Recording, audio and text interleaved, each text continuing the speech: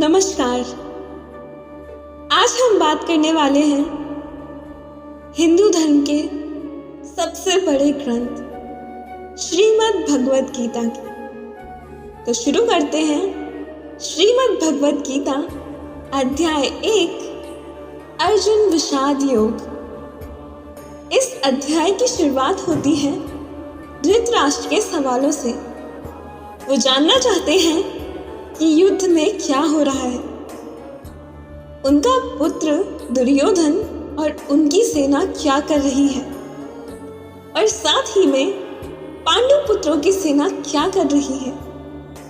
उसके बाद आता है दोनों शूरवीरों की सेनाओं का वर्णन और उसके पश्चात आता है अर्जुन का विषाद, अर्थात उनका दुख, उनकी समस्या, उनका धर्म संकट। तो आइए शुरू करते हैं अर्जुन विषाद योग। धर्म क्षेत्रे कुरुक्षेत्रे समवेतायुयुत्सवः मामकाः पाण्डवाश्चैव किमकुर्वत संजय। धृतराष्ट्र संजय से पूछते हैं, धर्म भूमि कुरुक्षेत्र में युद्ध करने के लिए एकत्र हुए मेरे और पांडु के पुत्र क्या कर रहे हैं। धृतराष्ट्र जानना चाहते हैं कि युद्ध स्थल पर आखिर हो क्या रहा है। धृतराष्ट्र अंधे थे, देख नहीं सकते थे, लेकिन आंखों से अंधे थे, मन और मस्तिष्क से नहीं। उन्हें पता था कि वो धर्म के साथ नहीं, क्योंकि धर्म तो वहां होता है जहां श्री कृष्ण थे। अपने पुत्र मोह में उन्होंने शांति की जगह युद्ध को चुना, लेकिन वो जानते थे कि इस युद्ध को जीतना आसान नहीं होगा। अपने जीवन में जब हम कुछ गलत करते हैं तो हम भी समझ रहे होते हैं कि हमारे किए का नतीजा शायद अच्छा ना हो, और ऐसा ही धृतराष्ट्र के साथ भी हुआ। वो भी इसी डर और इसी आशंका में दिखते हैं। संजय उवाच दृष्ट्वा तु पाण्डवानीकं व्यूढं दुर्योधनस्तदा आचार्यमुपसंगम्य राजा वचनमब्रवीत्। संजय आंखों देखा हाल बताते हुए उत्तर देते हैं, हे राजन, दुर्योधन पांडवों की सेना के व्यूह को देख रहे हैं और ये बात गुरु द्रोणाचार्य को जाकर के कहते हैं। संजय को दिव्य दृष्टि प्राप्त थी। वो युद्ध से दूर होते हुए भी युद्ध को देख सकते थे। वो जो देख रहे थे वही बता रहे थे।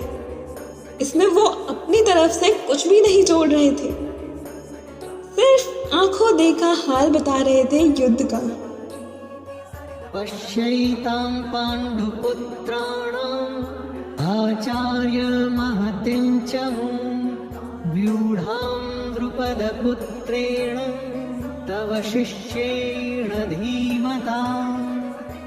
हे आचार्य, द्रुपद पुत्र धृष्टद्युम्न आपका ही बुद्धिमान शिष्य है। पांडु पुत्रों की ये बड़ी भारी सेना की व्यूहाकार रचना धृष्टद्युम्न ने ही की है। व्यूहाकार रचना का अर्थ है किस विशेष तरीके से सेना के योद्धा खड़े हैं। एक ऐसा व्यूह जिससे उस सेना के बीच घुसना असंभव हो, और अगर कोई उसमें घुसने में सफल भी हो गया तो कभी बाहर ना आ सके।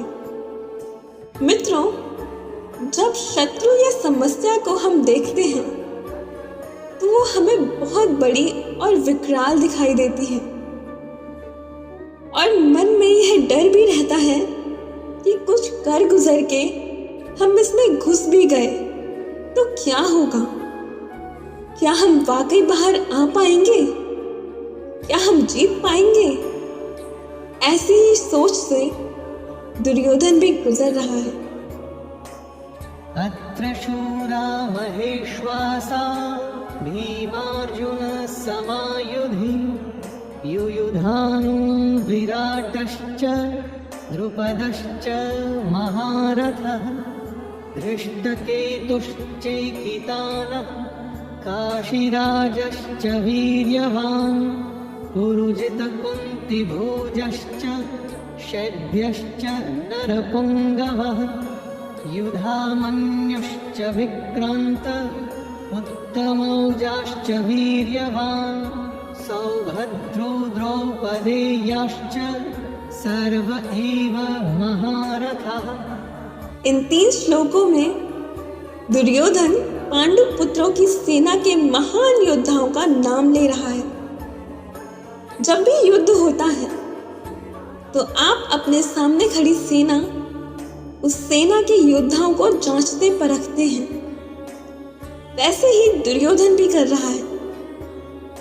दुर्योधन द्रोणाचार्य से कहता है, बड़े बड़े धनुषों वाले युद्ध में भीम और अर्जुन के समान शूरवीर सात्यकी और विराट तथा महारथी द्रुपद, दृष्टकेतु तथा चेकितान, बलवान काशीराज, पुरजित, कुंती भोज और मनुष्यों में श्रेष्ठ शैब्य, पराक्रमी युद्धामन्यु तथा बलवान उत्तमौज सुभद्रा पुत्र अभिमन्यु एवं द्रौपदी के 5 पुत्र, ये सभी महारथी हैं।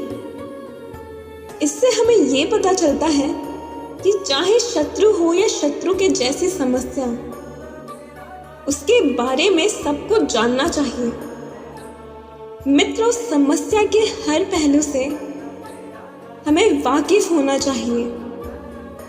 समस्या के हर अंग के बारे में मालूम होना चाहिए, जैसा कि दुर्योधन भी कर रहे हैं। अस्माकं तु विशिष्टाये तान्निबोधद्विजोत्तमं नायका मम सैन्यस्य संज्ञार्थं तान् ब्रवीमि ते। दुर्योधन आगे कहता है, हे ब्राह्मण श्रेष्ठ, पांडवों की सेनाओं के योद्धा को तो जान लिया। अब अपने पक्ष में भी जो प्रधान हैं, उनको भी तो आप समझ लीजिए।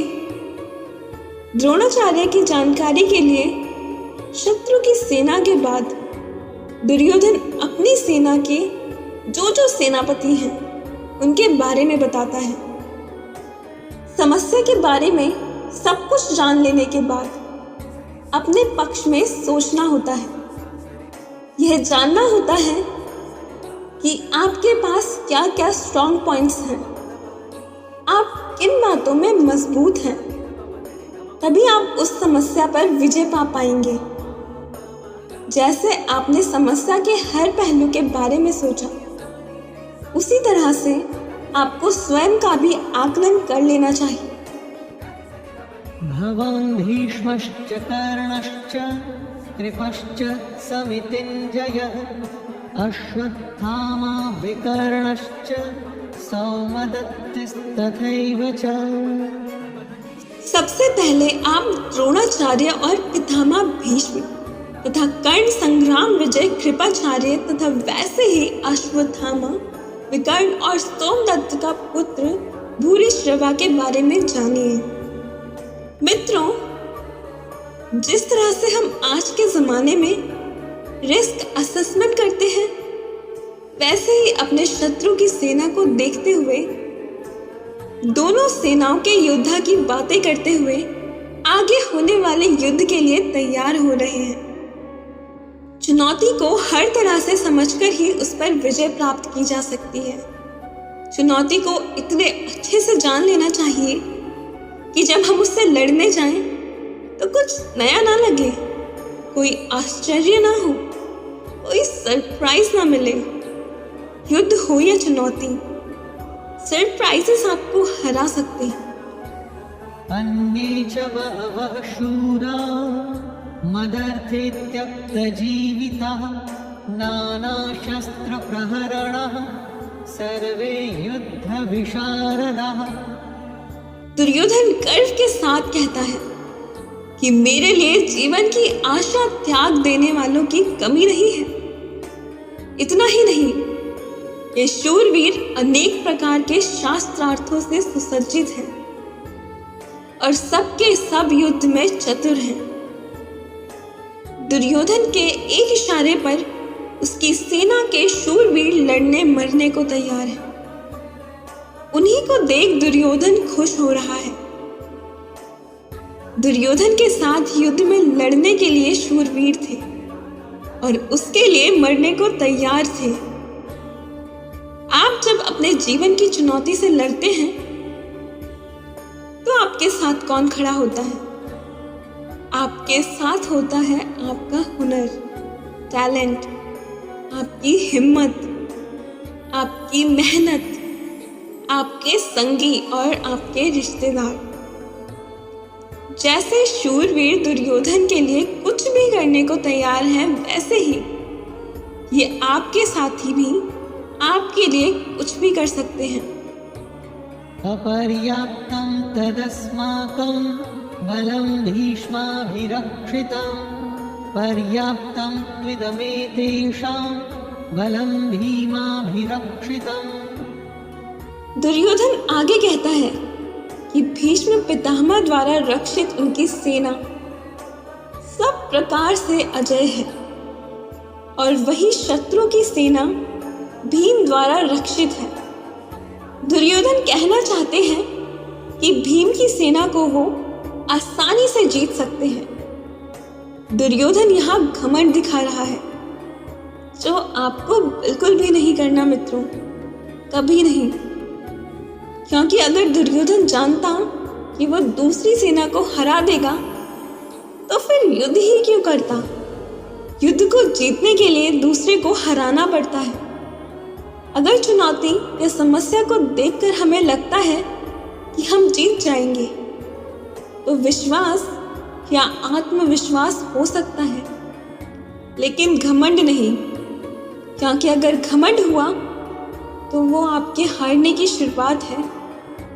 अयनेषु च सर्वेषु यथा भागमवस्थितः भीष्ममेवाभिरक्षन्तु भवन्तः सर्व एव हि। दोनों सेनाओं के इस तरह के वर्णन से दुर्योधन अपनी इस बात पर पहुंचना चाहता था, और वो ये कि हर किसी को अपने अपने मोर्चों पर अपनी अपनी जगह स्थित रहते हुए निसंदेह भीष्म पितामह की रक्षा करनी है।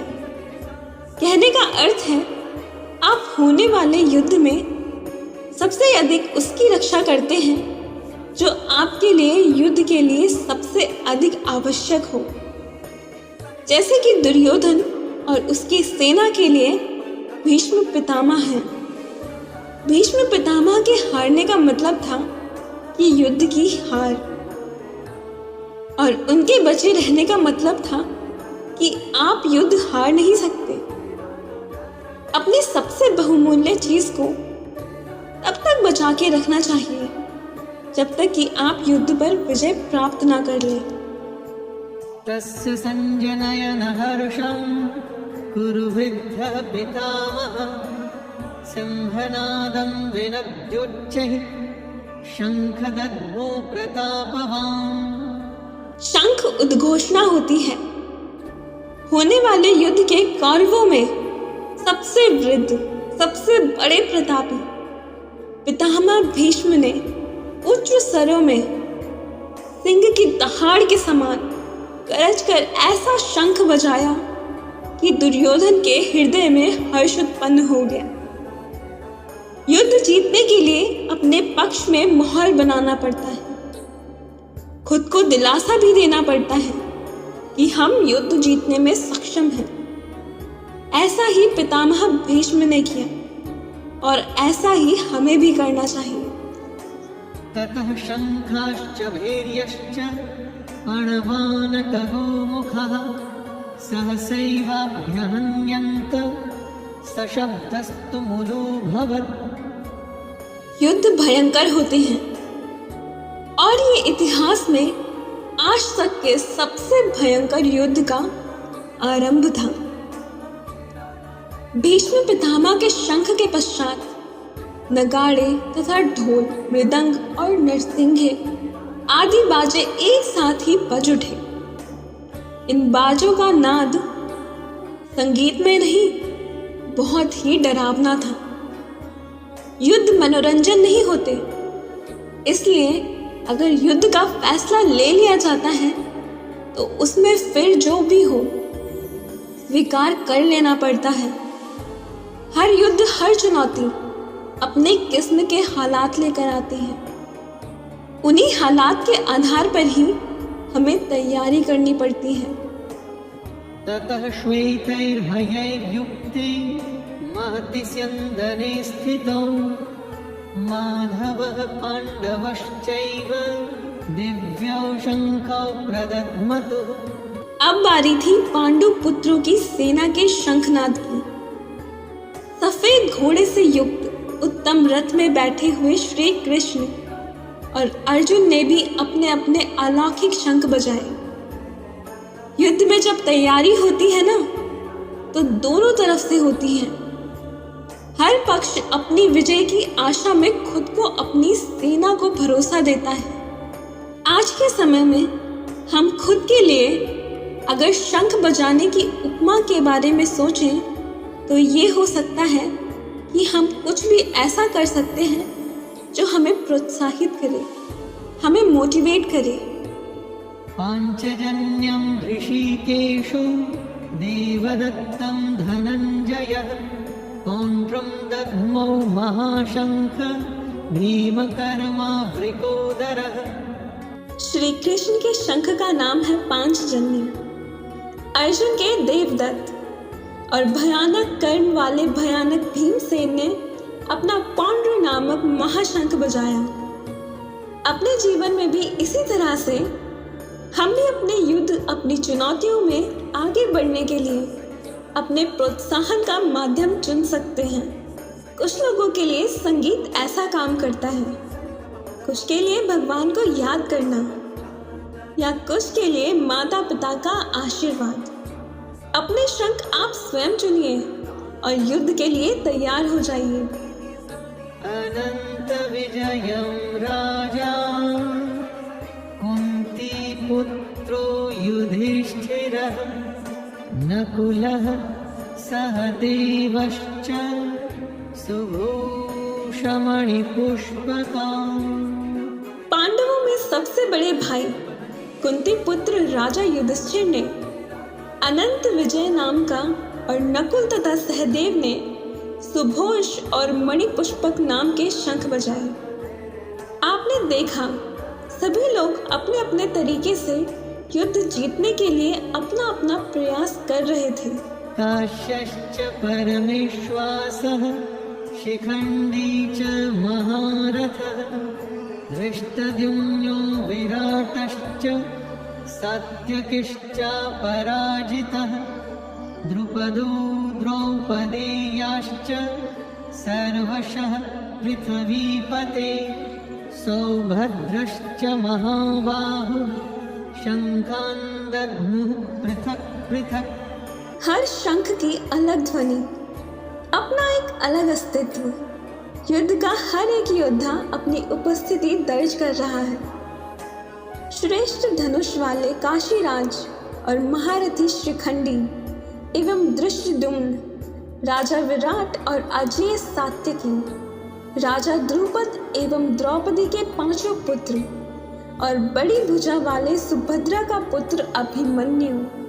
संजय धृतराष्ट्र को बताते हैं, हे राजन, सबने अपनी ओर से अलग अलग शंख बजाए। मित्रों, महाभारत का युद्ध ऐसा था जिसमें हर बड़े से बड़ा योद्धा भाग ले रहा था।